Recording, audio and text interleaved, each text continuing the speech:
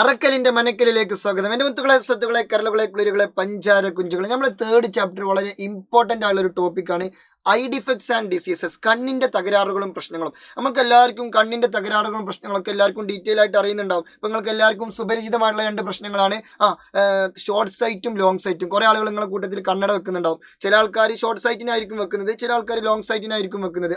ചില ആൾക്കാർക്ക് അടുത്തുള്ളത് മാത്രമേ കാണാൻ പറ്റുള്ളൂ, ചില ആൾക്കാർക്ക് ദൂരെയുള്ളത് മാത്രമേ കാണാൻ പറ്റുള്ളൂ. അങ്ങനെ പല കാര്യങ്ങൾ കൊണ്ടും കണ്ണട വെക്കുന്ന ആളുകളൊക്കെ ഉണ്ടാവും. ഇപ്പൊ നിങ്ങളുടെ കൂട്ടത്തിൽ അങ്ങനെ ആരെങ്കിലും ഉണ്ടെങ്കിൽ ജസ്റ്റ് ഒന്ന് വെറുതെ കമന്റ് ചെയ്യട്ടോ, എനിക്ക് ഷോർട്ട് സൈറ്റ് ആണ് അതുകൊണ്ട് ഞാൻ കണ്ണട വെക്കുന്നുണ്ട്, വെറുതെ ചുമ്മാ ഒരു രസത്തിന്. ഓക്കെ, പിന്നെ തലവേദനയ്ക്ക് കണ്ണട വെക്കുന്ന ആളുകളൊക്കെ ഉണ്ട്. ഇനി ഇതൊന്നും ഇല്ലാതെ വെറുതെ ലുക്കിന് വേണ്ടിയിട്ട് കണ്ണട വെക്കുന്ന ആളുകളൊക്കെ ഉണ്ട്. ഇപ്പൊ ട്രിപ്പൊക്കെ പോകുമ്പോൾ വെറുതെ കൂളിംഗ് ഗ്ലാസ് ഒക്കെ ഇട്ട് വെറുതെ അങ്ങനെ മെയിൻ ആവും. അങ്ങനെ കുറെ ആൾക്കാരുണ്ട്. ഓക്കെ, ഞാനൊക്കെ പണ്ട് അങ്ങനെ ആയിരുന്നു. പക്ഷെ ഇപ്പൊ ഞാൻ ഒഴിവാക്കി, കാരണം ഞാൻ ഏത് കൂളിംഗ് ഗ്ലാസ് ഇട്ടാലും ഒരു മണ്ടന. അത് പോട്ടെ, അത് വേറെ വിഷയം. ഇനിയിപ്പോൾ നിങ്ങൾ സ്കൂളിൽ ട്രിപ്പൊക്കെ വരുന്നുണ്ടാവും. അപ്പൊ നിങ്ങൾ ചിലപ്പോൾ കൂളിംഗ് ഗ്ലാസ് ഒക്കെ ഇട്ട് ഇങ്ങനെ മെയിനായി നടക്കുന്നുണ്ടാവും. അത് പോട്ടെ, വിഷയം അത് വേറെ. അപ്പൊ ബൈ ദ ബൈ, അപ്പോൾ എന്താ പറഞ്ഞത്, അതായത് കണ്ണിന് ഒരുപാട് പ്രശ്നങ്ങളുണ്ട്. അപ്പൊ നിങ്ങൾക്ക് എല്ലാവർക്കും സുപരിചിതമായ രണ്ട് പ്രശ്നമാണ് എന്ത്, ഒന്ന് ഷോർട്ട് സൈറ്റും രണ്ട് ലോങ് സൈറ്റും. അപ്പൊ അതിൽ നിന്ന് തന്നെ തുടങ്ങാം. ഷോർട്ട് സൈറ്റ് അഥവാ ഹ്രസ്വദൃഷ്ടി, പേരിൽ തന്നെ ഉണ്ട് ഷോർട്ട് സൈറ്റ്. ഷോർട്ട് സൈറ്റ്, അടുത്തുള്ളത് കാണാം, ദൂരമുള്ളത് കാണാൻ പറ്റൂല, അതന്നെ പ്രശ്നം. ഓക്കെ, അടുത്തുള്ളത് കാണാം, ദൂരമുള്ളത് കാണാൻ പറ്റൂല, അതാണ് എന്ത്, ഷോർട്ട് സൈറ്റ്നെസ് അഥവാ ഹ്രസ്വദൃഷ്ടി. ഓക്കെ അല്ലേ? അതിനെ നമ്മൾ വിളിക്കും മയോപ്പിയ എന്നൊക്കെ വിളിക്കും. അതിന് റൊമാൻറ്റിക് ആയിട്ടുള്ള മറ്റൊരു പേരാണെന്ത്, മയോപ്പിയ. നല്ല പേരില്ലേ, മയോപ്പിയ. ഓക്കെ, ഇതിന്റെ മറ്റൊരു പേരാണ് മയോപ്പിയ. ഹ്രസ്വദൃഷ്ടി അഥവാ ഷോർട്ട് സൈറ്റിന്റെ മറ്റൊരു പേരാണെന്ത്, മയോപ്പിയ. നമ്മളതൊന്നും പഠിക്കണ്ട. നമ്മൾ പഠിക്കേണ്ടത് എന്താണെന്ന് ചോദിച്ചാൽ ഇതിന്റെ കാരണം എന്താണ്, അതായത് എന്തുകൊണ്ടാണ് ഒരാൾക്ക് ഷോർട്ട് സൈറ്റ് ഉണ്ടാവുന്നത് എന്നാണ് നമ്മൾ പഠിക്കേണ്ടത്. അതായത് അവരുടെ പ്രശ്നം എന്താണെന്ന് ചോദിച്ചാൽ അവർക്ക് എൻലാർജ്ഡ് ഐബോൾ ആയിരിക്കും. അതായത് അവരുടെ നേത്രഗോളം നീളം കൂടിയതായിരിക്കും, ദൈർഘ്യമുള്ള നേത്രഗോളായിരിക്കും. ഓരോരുത്തരുടെ നേത്രഗോളത്തിന് ഒരു നോർമൽ സൈസ് ഉണ്ട്. നമുക്ക് എല്ലാവരുടെയും നേത്രഗോളത്തിന് ഒരു നോർമൽ സൈസ് ഉണ്ട്.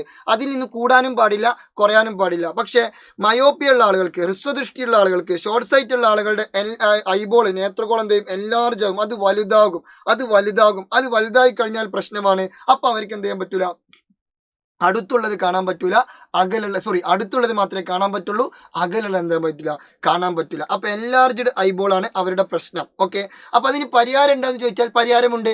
കോൺകേവ് ലെൻസ് വെച്ചാൽ മതി. ഇതാ കോൺകേവ് ലെൻസ് അല്ലെങ്കിൽ കോണ്ടാക്ട് ലെൻസ് സർജറി ഒക്കെ ചെയ്യാം. ഏറ്റവും പ്രധാനപ്പെട്ട പരിഹാരം കോൺകേവ് ലെൻസ് ആണ്. ഇതാണ് പൊതുവെ എല്ലാവരും ചൂസ് ചെയ്യുന്ന ഒരു മെത്തേഡ്. കോൺകേവ് ലെൻസ് ഉള്ള കണ്ണട വെക്കുക. ഓക്കെ, ഇതാണ് പരിപാടി. ഓക്കെ, ഇനി അടുത്തതാണ് ദീർഘദൃഷ്ടി എന്ന് പറഞ്ഞാൽ ലോങ് സൈറ്റ് ആണ്. മറ്റേത് ഷോർട്ട് സൈറ്റ്, ഇത് ലോങ് സൈറ്റ്. ഷോർട്ട് സൈറ്റ് എന്ന് പറഞ്ഞാൽ ഷോർട്ട് സൈറ്റ്, അടുത്തുള്ളത് കാണാം, ദൂരമുള്ളത് കാണാൻ പറ്റില്ല.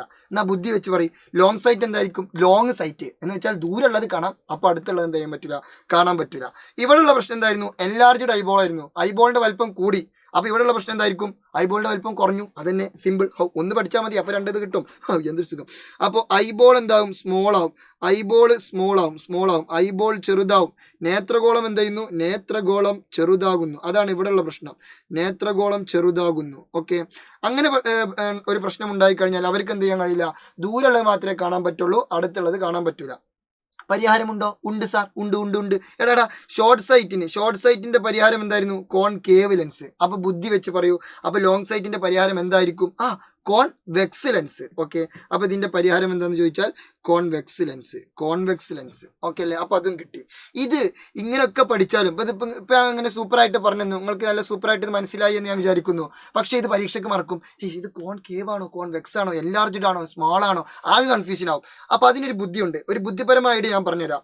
അതായത് ഫസ്റ്റത്തെ ആളാണ് ഒരു ഷോർട്ട് സൈറ്റ്. അപ്പൊ അതിന്റെ നേരെ ഓപ്പോസിറ്റ് ആയിരിക്കും അതിന്റെ റീസൺ, എൻലാർജ്ഡ് ഐബോൾ. അതായത് ഇത് ഷോർട്ട് അല്ലേ, അപ്പൊ അതിന്റെ നേരെ ഓപ്പോസിറ്റ് ഇത് ലാർജ് ഐബോൾ, എൻലാർജ് ഐബോൾ. അപ്പൊ അത് കണക്ട് ആയി. ഇനി ഇതിന്റെ പരിഹാരം കോൺകേവ് ലെൻസ്. അത് നിങ്ങൾ ഇങ്ങനെ കണക്ട് ചെയ്യാം.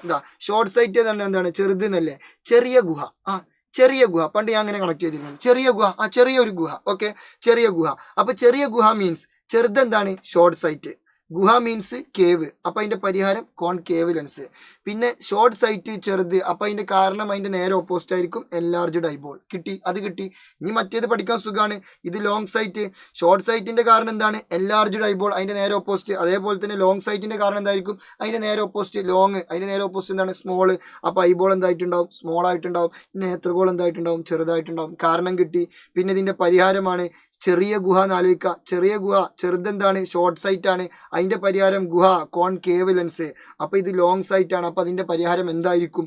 Convex lens. ഒന്ന് പഠിച്ചാൽ മതി, അപ്പൊ രണ്ടാമത്തേത് കിട്ടും. രണ്ടും കൂടി പഠിച്ച് കൺഫ്യൂഷൻ ആകുമ്പോഴാണ് പ്രശ്നേ. ഏതെങ്കിലും ഒന്ന് പഠിച്ചിട്ട് മറ്റേത് എന്ത് ചെയ്താൽ മതി? ലോജിക്കലി ചിന്തിച്ചാൽ മതി. അതൊക്കെ മതി, എന്ത് ചെയ്യാം. ഓക്കെ, എന്നാ ഞാൻ അടുത്തത് അസ്റ്റിഗ്മാറ്റിസം. ഏതാ പേര്? അസ്റ്റിഗ്മാറ്റിസം. അസ്റ്റിഗ്മാറ്റിസത്തിന്റെ പ്രത്യേകത എന്താണെന്ന് ചോദിച്ചാൽ, അതായത് ഒരാൾക്ക് അസ്റ്റിഗ്മാറ്റിസം ഉണ്ടെങ്കിൽ എന്താ പ്രശ്നം എന്ന് ചോദിച്ചാൽ, അയാളുടെ കോർണിയയും അതുപോലെ തന്നെ അയാളുടെ ലെൻസൊക്കെ ഇറഗുലർ ഷേപ്പ് ആയിരിക്കും. Irregular shape of cornea and lens. അയാളുടെ ലെൻസോ കോർണിയൊക്കെ ഇറഗുലർ ഷേപ്പായി മാറും. അപ്പൊ അയാൾക്ക് വൃത്തിയിൽ കാഴ്ച കിട്ടൂല. അതാണ് എന്ത്? അസ്റ്റിഗ്മാറ്റിസം. അതിന് പരിഹാരമുണ്ടോ എന്ന് ചോദിച്ചാൽ ഉണ്ട്. എന്താ പരിഹാരം? സിലിണ്ട്രിക്കൽ ലെൻസ് വെച്ചാൽ മതി. Irregular shape of cornea or lens. കോർണിയോ ലെൻസോ ഇറഗുലർ ഷേപ്പ് ആവുക, ക്രമരഹിതമായിട്ടുള്ള അല്ലെങ്കിൽ ഒരു പ്രശ്നം പറ്റിയിട്ടുള്ള ഒരു ഷേപ്പായി മാറുക, അതിന്റെ ആകൃതിയിൽ വ്യത്യാസം വരിക. അതാണ് സംഗതി. അതാണ് എന്ത്? അസ്റ്റിഗ്മാറ്റിസം. സിലിണ്ട്രിക്കൽ ലെൻസ് ആണ് പരിഹാരം. ഓക്കെ അല്ലേ? ഇനി അടുത്തതാണ് എന്ത്? കാറ്ററാക്ട് അഥവാ തിമിരം. തിമിരത്തിന്റെ പ്രശ്നം എന്താണെന്ന് ചോദിച്ചാൽ, നമ്മളെല്ലാവരുടെയും ലെൻസ് എന്താണ്? സുതാര്യമാണ്, അതായത് ട്രാൻസ്പെറന്റ് ആണ്. പ്രകാശം ഇങ്ങനെ വന്നാൽ കടത്തിവിടും. എന്നാൽ തിമിരമുള്ള ആളുകളുടെ പ്രശ്നം എന്താണെന്ന് ചോദിച്ചാൽ, പ്രകാശം ഇങ്ങനെ വന്നാൽ ഈ ലെൻസ് എന്ത് ചെയ്യൂല? പ്രകാശത്തിനപ്പുറത്ത് കടത്തി വിടൂല. അവരുടെ ലെൻസ് എന്ത് ചെയ്യും? Become opaque. ഒപ്പാക്ക് എന്ന് പറഞ്ഞാൽ എന്താണ്? അവരുടെ ലെൻസ് അധാര്യമായി തീർന്നിട്ടുണ്ടാവും. പ്രകാശം വന്നാൽ പ്രകാശത്തിനോട് പറയും, പ്രകാശ നീ തിരിച്ചു പൊക്കോ, നിന്നെ ഞങ്ങൾ കടത്തി വിടൂല. അപ്പൊ ലെൻസ് എന്താണ്? അവിടെ അധാര്യമായിട്ടുണ്ടാവും, സുതാര്യമല്ല. ലെൻസ് ഒപ്പാക്ക് ആയിട്ടുണ്ടാവും, ട്രാൻസ്പെറന്റ് അല്ല. അപ്പൊ സ്വാഭാവികമായിട്ടും പ്രകാശത്തിന് അപ്പുറത്ത് കടക്കാൻ പറ്റൂല. അപ്പൊ അവർക്ക് ഇമേജ് കിട്ടൂല. ഇത് തന്നെയാണ് പ്രശ്നം. ഇതിന്റെ കാരണം എന്താ? ഇതിന്റെ പരിഹാരം എന്താ? ഇവിടെ ആർക്കാ പ്രശ്നം? ലെൻസിനാണ് പ്രശ്നം. ലെൻസിന് എന്താ പ്രശ്നം? ലെൻസ് പ്രകാശത്തെ കടത്തി വിടൂല. അപ്പൊ ആ ലെൻസിന് മാറ്റി വെക്കുക, പകരം നല്ലൊരു ലെൻസ് ഫിറ്റ് ചെയ്യുക. അതെ, ലെൻസ് റീപ്ലേസ്മെന്റ് സർജറി അഥവാ ലെൻസ് മാറ്റിവെക്കൽ ശസ്ത്രക്രിയ. അതാണ് അതിന്റെ പരിഹാരം. ലെൻസ് മാറ്റിവെക്കൽ ശസ്ത്രക്രിയ. ശസ്ത്രക്രിയ ഞാൻ എഴുതിയെന്ന് വിചാരിച്ചാൽ മതി, സ്ഥലമല്ല അതുകൊണ്ടാട്ടോ. Okay, lens replacement surgery. Okay, അപ്പൊ അത് കിട്ടി. ഇനി അടുത്തതാണ് എന്ത്? ഗ്ലോക്കോമന്റെ പ്രശ്നം എന്താണെന്ന് ചോദിച്ചാൽ, അതായത് നിങ്ങൾ അക്വസ് ദ്രവം എന്ന് കേട്ടിട്ടുണ്ടാവും. രണ്ട് ദ്രവമുണ്ട്, അക്വസ് ദ്രവം, വിട്രിയസ് ദ്രവം. അക്വസ് ഹ്യൂമറും വിട്രിയസ് ഹ്യൂമറും. അതിൽ അക്വസ് ഹ്യൂമറിന്റെ പ്രത്യേകത എന്താണെന്ന് ചോദിച്ചാൽ, അത് ബ്ലഡിൽ നിന്ന് ഫോം ചെയ്തിട്ട് തിരിച്ച് എങ്ങോട്ട് തന്നെ റീഅബ്സോർബ് ചെയ്യും? ബ്ലഡിലേക്ക് തന്നെ റീഅബ്സോർബ് ചെയ്യും. എന്നാൽ അത് ബ്ലഡിൽ നിന്ന് ഫോം ചെയ്ത് തിരിച്ച് ബ്ലഡിലേക്ക് റീഅബ്സോർപ്ഷൻ നടക്കാതെ വരുമ്പോൾ അക്വസ് ദ്രവത്തിന്റെ reabsorption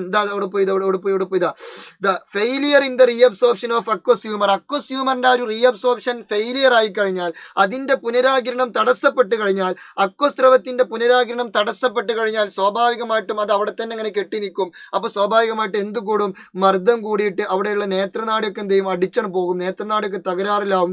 failure in the reabsorption of aqueous humour ഇങ്ങനെ ഇവിടുന്ന് ഫോം ചെയ്തിട്ട് അങ്ങോട്ട് തന്നെ വരണം, പക്ഷെ അങ്ങോട്ടേക്ക് റീഅബ്സോർബ് ചെയ്യുന്നില്ല. അങ്ങനെ റീഅബ്സോർബ് ചെയ്യാതിരുന്നാൽ അവിടെ സ്വാഭാവികമായിട്ടും അത് അടിഞ്ഞുകൂടി അവിടെയുള്ള പ്രഷറൊക്കെ ഇൻക്രീസ് ആയിട്ട് അവസാനം ഒപ്റ്റിക് നെർവ് ഗെറ്റ്സ് ഡാമേജ്ഡ്. അവിടെയുള്ള ഒപ്റ്റിക് നെർവ് എന്ത് ചെയ്യും?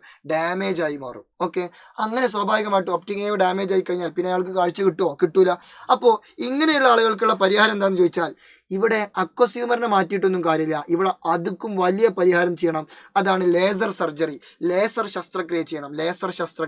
ആ വലിയ കണ്ണാശുപത്രികളിലൊക്കെ എന്തുണ്ടാവും? ലേസർ ശസ്ത്രക്രിയ ഉണ്ടാവും. അത് പോയിട്ട് ചെയ്യാം. ഓക്കെ, ഇനി അടുത്തത് കൺജങ്ക്റ്റൈവാറ്റിസ്.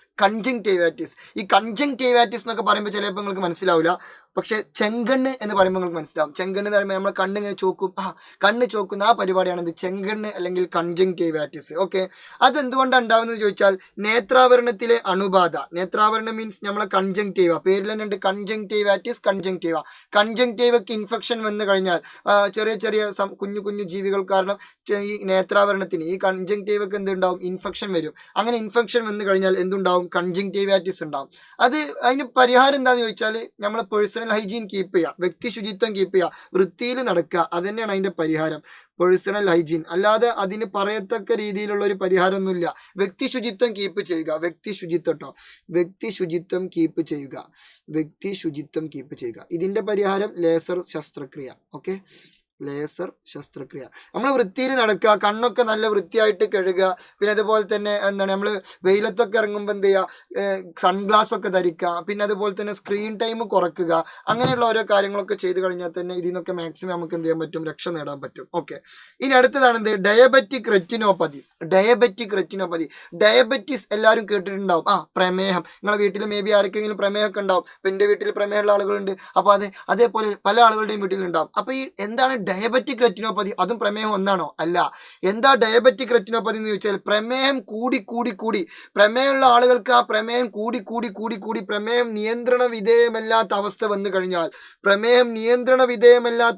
കഴിഞ്ഞാൽ, അതായത് അൺകൺട്രോൾഡ് ഡയബറ്റീസ്, അയാൾക്ക് പ്രമേഹം നല്ലോണം വന്നു, അയാളെ പ്രമേഹം കൊണ്ട് ആകെ പ്രമേഹം, അങ്ങനെ അൺകൺട്രോൾഡ് ഡയബറ്റീസ് ഉണ്ടായി കഴിഞ്ഞാൽ അയാളുടെ കണ്ണിൻ്റെ ഉള്ളിലുള്ള റെറ്റിനൊക്കെ അടിച്ചു പോകും. അതാണെന്ത്, ഡയബറ്റിക് റെറ്റിനോപ്പതി. അതിന് എന്താ പരിഹാരം എന്ന് ചോദിച്ചാൽ, പ്രമേഹമുള്ള ആൾക്കാർക്ക് എന്താ ചെയ്യുക, നമ്മൾ ഇൻസുലിൻ കുത്തിവെക്കും. അത് തന്നെയാണ് ഇവിടുത്തെയും പരിപാടി.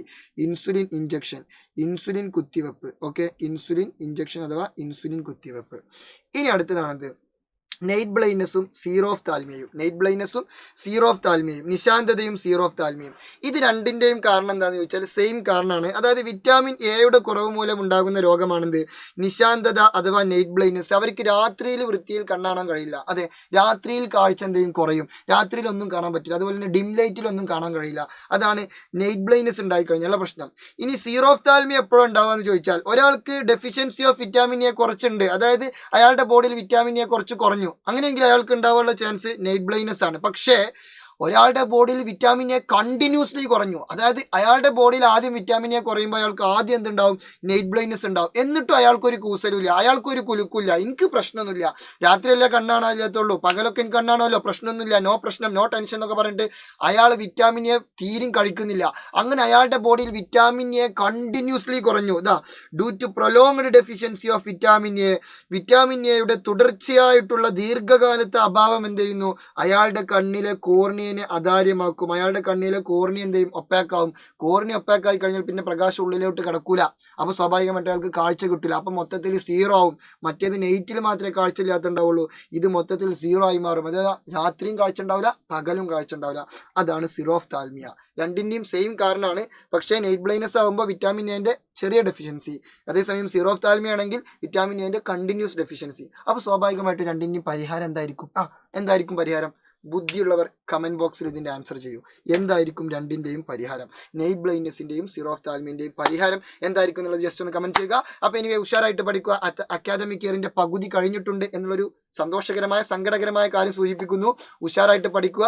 ഇനി സ്കൂളിൽ ട്രിപ്പൊക്കെ വരും, അതൊക്കെ മാക്സിമം എൻജോയ് ചെയ്യുക. പിന്നെ അതുപോലെ തന്നെ ക്രിസ്മസ് എക്സാം ഇങ്ങ് അടുത്തെത്തിയിട്ടുണ്ട്. എന്തെങ്കിലും ഡൗട്ട്സ് ഒക്കെ ഉണ്ടെങ്കിൽ, പഠിക്കുമ്പോൾ എന്തെങ്കിലും കുഞ്ഞു ഡൗട്ട്സ് ഒക്കെ ഉണ്ടെങ്കിൽ നിങ്ങൾക്ക് മെസ്സേജ് ഒക്കെ അയച്ച് ചോദിക്കാവുന്നതാണ്. ഇനിവേ ഉഷാറായിട്ട് പഠിക്കുക, അടിപൊളിയായിട്ട് പഠിക്കുക, സൂപ്പറായിട്ട് പഠിക്കുക. ഇത് നിങ്ങളുടെ സ്വന്തം ബഹുമാനപ്പെട്ട അറക്കൽ. അപ്പോൾ ഓൾ ദി ബെസ്റ്റ്.